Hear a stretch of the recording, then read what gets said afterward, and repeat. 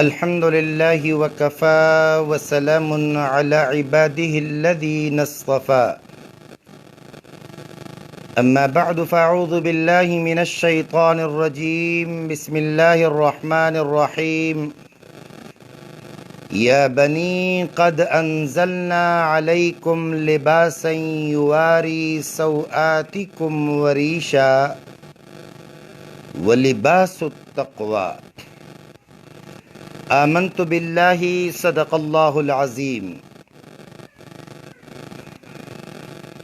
میرے انتہائی قابل صد احترام مسلمان بھائیوں اور بہنوں،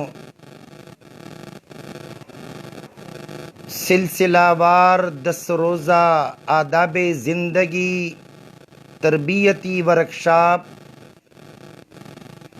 جس کا آج تیسرا دن ہے، آج کا موضوع بھی انتہائی اہم ہے۔ موضوع ہے لباس کے متعلق سنت، آداب، اہمیت، شرعی حدود، قرآن و حدیث کی روشنی میں۔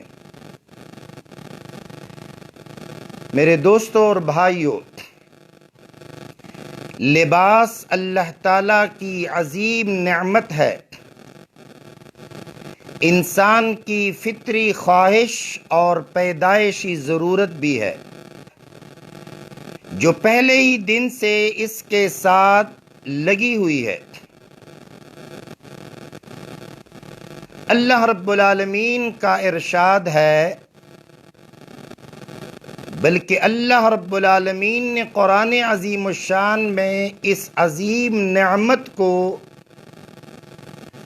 بطور احسان بیان کیا ہے اور احسان بھی جتلایا ہے۔ یا بنی آدم قد انزلنا علیکم لباسا یواری سوآتکم وریشا، اے بنی آدم، ہم نے تمہارے لیے لباس اتارا ہے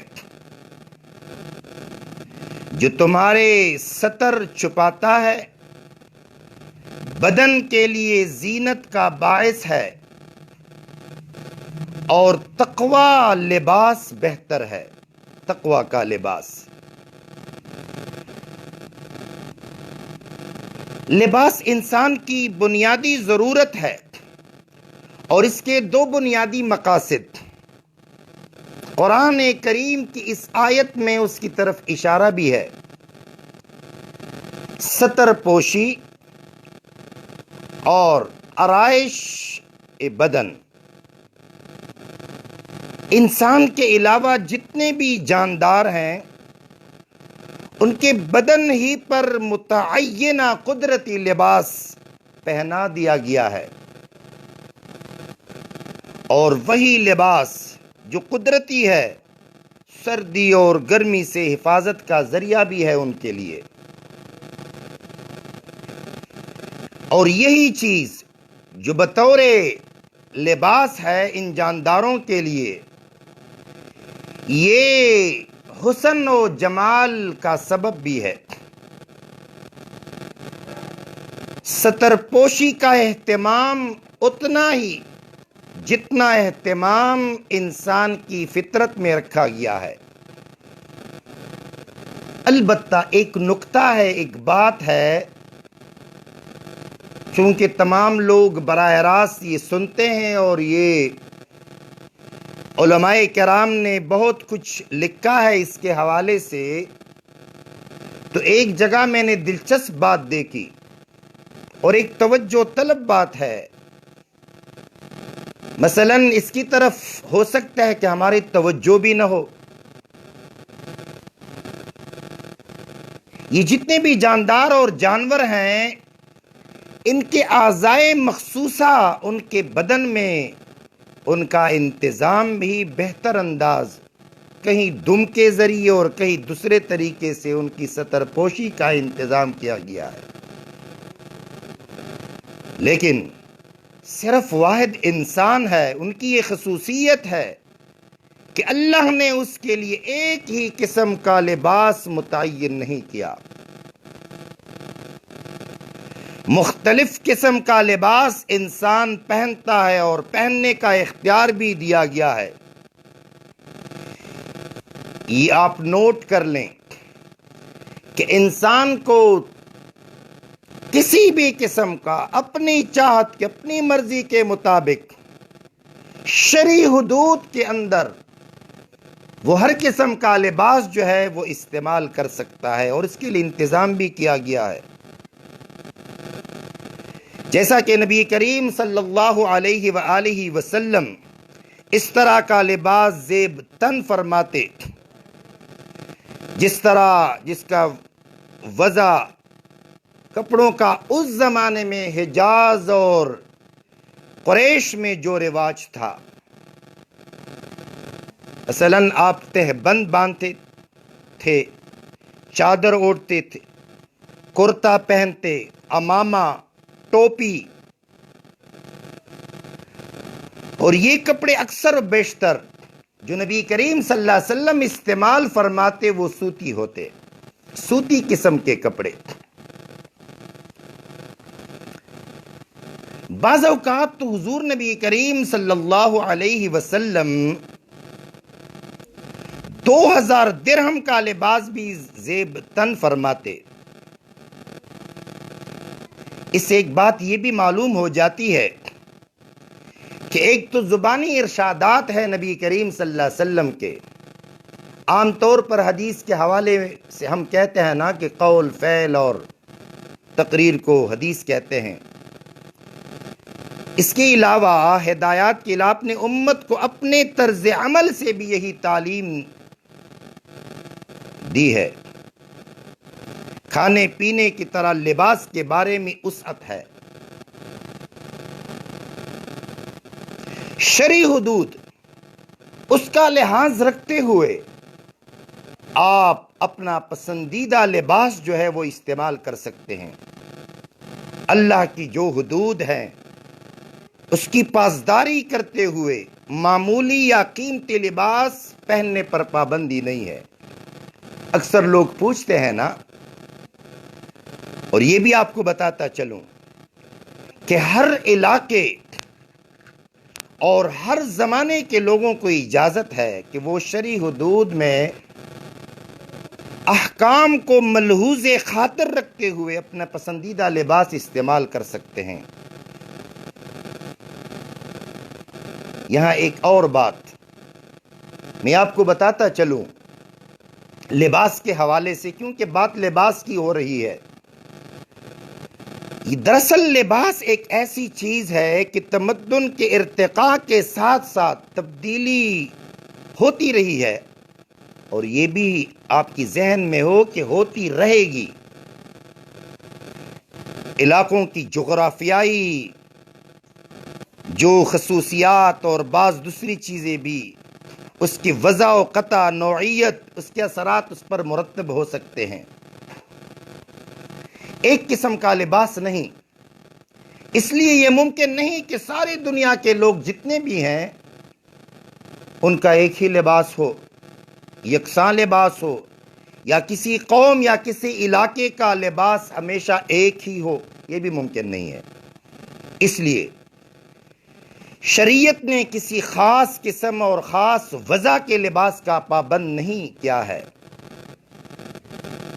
البتہ ایسے اصول اور احکام دے دیے جس کی ہر زمانے میں اور ہر جگہ میں سہولت اور پابندی کی جا سکتی ہو۔ ملاحظہ فرمائیں آپ، دور جدید کے ایک بہت بڑے عالم ہیں مولانا محمد منظور نعمانی رحمہ اللہ، معارف الحدیث اس کی ایک مشہور حدیث کی کتاب ہے۔ اسلام نے لباس کے بارے میں کچھ اصول و ضوابط بتائے ہیں، اس کی پابندی کرتے ہوئے ہر قسم، جس قسم کا لباس بھی آپ پہنتے ہیں وہ شرعاً جائز و مباح ہے، اور وہ بھی اپنے آپ سے نہیں، نبی کریم صلی اللہ علیہ وسلم کی جتنے بھی ارشادات ہیں ان ارشادات کے مطابق مثلا پہلی بات لباس ساتر ہو، یعنی شرعاً مرد عورت کے لیے جس حصے کا بدن کے جس حصے کو چھپانا فرض ہے اس کو ڈھانکنے والا ہو۔ سورۃ الاعراف ملاحظہ فرمائیں۔ دو، اتنا تنگ اور پتلا لباس بھی نہ ہو جس سے وہ مخصوص اعضاء جو ہے اس کی نمائش ہو۔ بخاری کے حوالے سے یہ بات ہو گئی۔ تیسری بات، مردوں کے لیے زنانہ اور عورتوں کے لیے مردانہ لباس اجازت نہیں ہے، بلکہ یہ ابو داؤد کی روایت ہے، ایسے لباس پر لعنت بھیجی گئی ہے جو مردوں کے ساتھ عورتوں کے ساتھ مردوں کا لباس تشبیہ رکھتا ہو۔ چوتھی بات، ایسا لباس بھی نہیں جس میں اسراف ہو، بحوالہ ابن ماجہ حدیث ہے۔ پانچویں بات، بحوالہ ابو داؤد، لباس میں غیر مسلم لوگ جو ہیں ان کے ساتھ تشبیہ نہ ہو۔ یہ تو صاف بات ہے،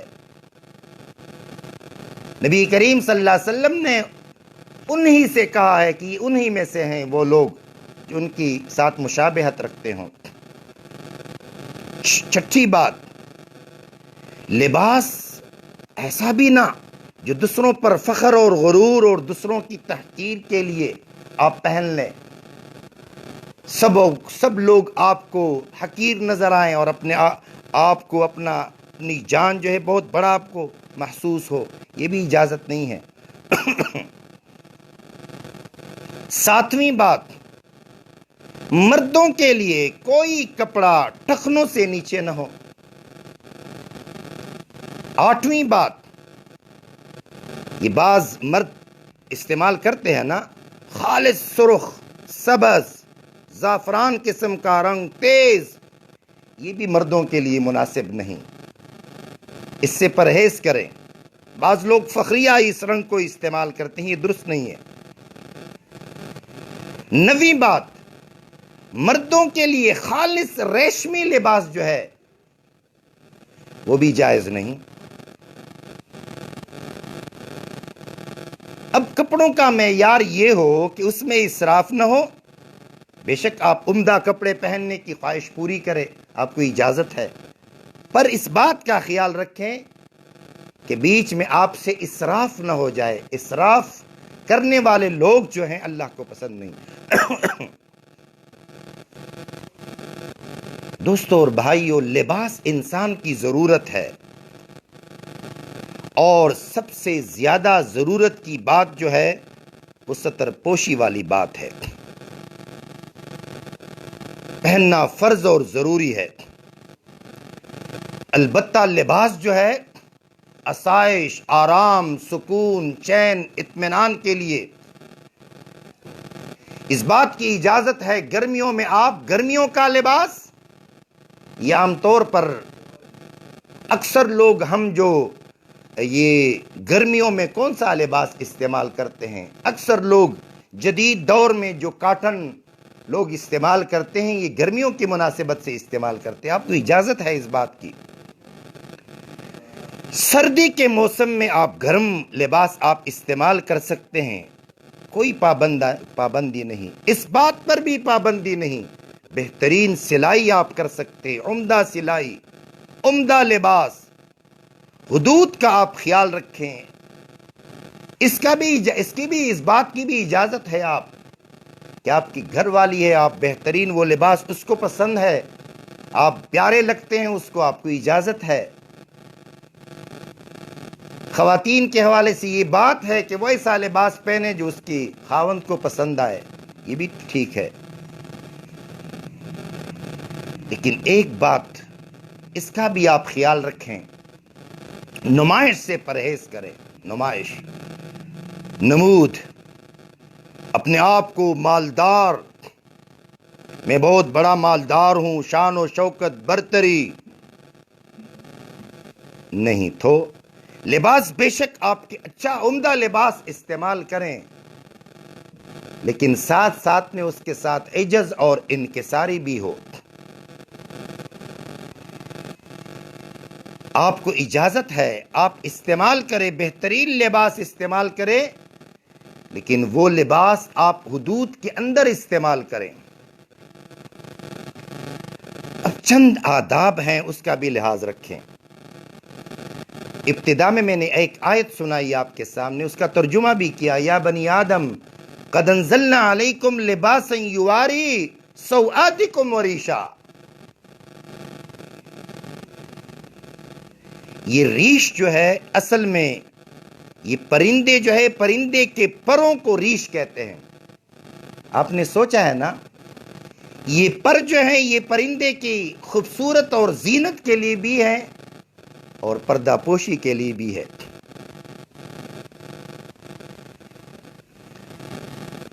پہلے چیز زیب و زینت، حفاظت، لیکن ساتھ ساتھ شرم حیا بھی مقصود ہو اس لباس سے۔ دوسری بات، لباس پہنتے وقت آپ کی ذہن میں یہ بات ہو کہ یہ اللہ تعالیٰ کی بہت بڑی نعمت ہے۔ تیسری بات، بہترین لباس جو ہے وہ تقوی لباس ہے، تقوی، پرہیزگار لوگوں کا لباس جو انسان کے اندر عجز اور انکساری پیدا کرے، نہ کہ تکبر۔ یہ تقوی اس لیے کہتے ہیں۔ ایک اور ادب آپ سیکھ لیں، توجہ فرمائیں آپ، دلچسپ بات ہے۔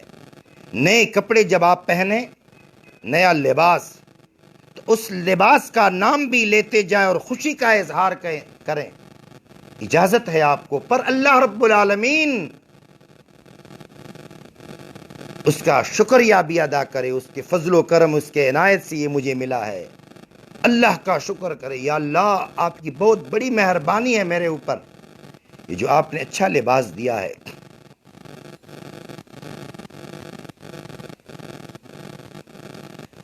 اس لیے حضرت عمر رضی اللہ تعالیٰ عنہ کا بیان ہے کہ نبی مہربان صلی اللہ علیہ وسلم نے فرمایا جو شخص نئے کپڑے پہن لے، اجازت ہے کہ یہ اپنے پرانے کپڑے جو ہے وہ کسی اور غریب اور ضرورت مند کو دے دیں۔ مسئلہ یہ ہے، آپ اس بات کا بھی خیال رکھیں۔ ایک اور ادب، کپڑا پہنتے وقت آپ سیدھی جانب آپ پہنیں، مثلا قمیص ہے، کرتا ہے وغیرہ، آستینیں سیدھی طرف سے، سیدھی جانب سے آپ اس کو شروع کریں۔ ایک اور ادب ہے، کتنی بہترین ہدایات ہیں نبی کریم صلی اللہ علیہ وسلم۔ مثلا آپ کسی جوڑے کو، کسی کپڑے کو آپ اٹھاتے ہیں پہننے کے لیے، تو آپ پہلے اس کو جاڑ لیں۔ ممکن ہے، ہو سکتا ہے کہ اس میں کوئی مضر اور مضی چیز ہو۔ ایک موقع پر ایسا ہوا، نبی کریم صلی اللہ علیہ وسلم مزوں کے حوالے سے ایک کو تو اٹھا لیا، دوسرے کو اٹھا رہے تھے کہ ایک اوے نے اس کو اٹھا لیا اور بہت اونچا لے گئے، اس کے بعد نیچے گرا دیا، گو اس میں ایک زہریلا چیز تھی، اس لیے ایسا ہوا۔ ایک اور ادب، لباس، سفید لباس جو ہے یہ نبی کریم صلی اللہ علیہ وسلم کو بہت پسند ہے، بہت پسند ہے۔ سفید لباس آپ اختیار کریں۔ سب سے پسندیدہ، سب سے بہترین لباس اگر ہوا چاہتا ہے تو وہ سفید ہے۔ اور ساتھ ساتھ یہ بات بھی آپ کی ذہن میں ہو، خواتین کے حوالے سے ایک بات ہے، کیونکہ میرا یہ بیان جو ہے سب لوگ سنتے ہیں، تو خواتین کے لیے اسپیشلی یہ ریکویسٹ ہے اور یہ درخواست ہے، وہ یہ ذرا یہ نوٹ کر لیں کہ عورتیں باریک لباس سے، باریک کپڑوں سے پرہیز کریں، ایسے کپڑے وہ لباس استعمال نہ کریں جس سے بظاہر تو وہ کپڑے ہوتے ہیں لیکن اصل میں اس میں اس کا جسم جو ہے عریاں نظر آتا ہے۔ لہٰذا 3 باتوں کا آپ نے خیال رکھنا ہے۔ ایسا لباس نہیں جو غرور اور تکبر کا باعث ہو، ایسا لباس نہیں جو عریانیت کا باعث بنے،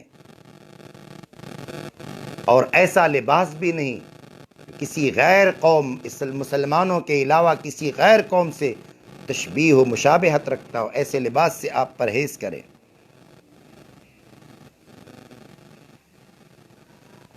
لباس میں اس بات کا بھی خیال رکھیں، معاشرے کے اندر ایسے لوگ موجود ہیں جو عورتوں کا لباس استعمال کرتے ہیں، عورتیں بھی ایسے موجود ہیں جو مردوں کا لباس پہنتے ہیں۔ یہ ٹھیک نہیں ہے، یہ قابل نفرین لوگ ہیں۔ ایسے لوگوں پر نبی کریم صلی اللہ علیہ وسلم کی طرف سے لعنت بھیجی گئی ہے۔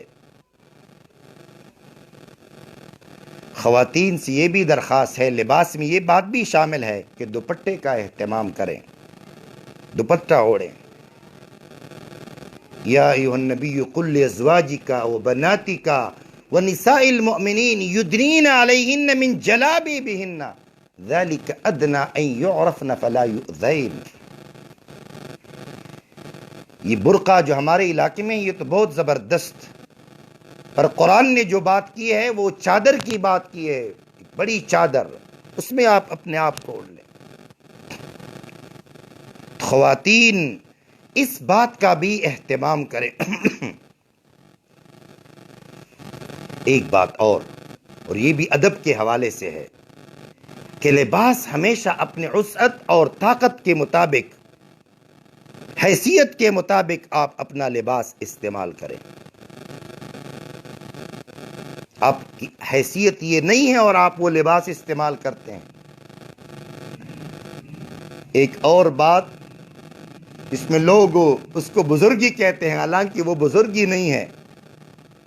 بعض لوگ کا بس بھی چلتا ہے، توفیق بھی ہوتا ہے، پھٹے پرانے کپڑے استعمال کرتے ہیں اور اس کو دینداری سمجھتے ہیں۔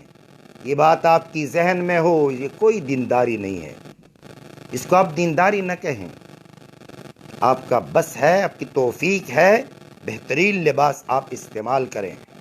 غالباً کل یا پرسوں میں نے آپ کو کہا تھا، بہترین لباس پہننا، بوٹ اور چپلیاں پہننا اور اپنے آپ کو تزین و آرائش اپنے آپ کے کرنا، یہ تکبر کی علامت نہیں ہے۔ بعض لوگ اس کو تکبر سمجھتے ہیں، یہ غلط فہمی دور کر لیں، یہ کوئی تکبر نہیں ہے۔ تکبر تو یہ ہے کہ آپ کسی دوسرے مسلمان بندے کو آپ اس کو حقیر سمجھتے ہیں، اس کو تکبر کہتے ہیں۔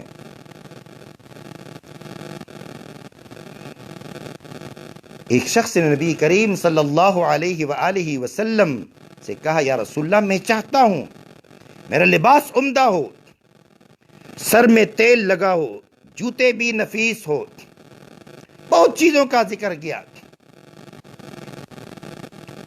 سب کچھ میرا عمدہ عمدہ عمدہ۔ یہ ساری باتیں جب نبی کریم صلی اللہ علیہ وسلم نے سنی تو پیغمبر پاک صلی اللہ علیہ وسلم نے کہا، یہ ساری باتیں پسندیدہ ہیں، اور خدا ایسے لطیف ذوق کو اچھی نظر سے دیکھتا ہے۔ صبغۃ اللہ ومن احسن من اللہ صبغہ، یہ تو بالکل ثابت ہے یہ بات۔ اللہ حسین ہے اور حسن کو اللہ تعالیٰ پسند فرماتے ہیں۔ تو اس بات کا آپ خیال رکھیں میرے دوستوں اور بھائیوں۔ آج ہی سے ہم نے عزم کرنا ہے، عزم بالجزم، پختہ ارادہ، کہ ہم نے وہ لباس استعمال کرنا ہے، ایسا لباس نہ ہو جو اللہ کی ناراضگی کا سبب بنے۔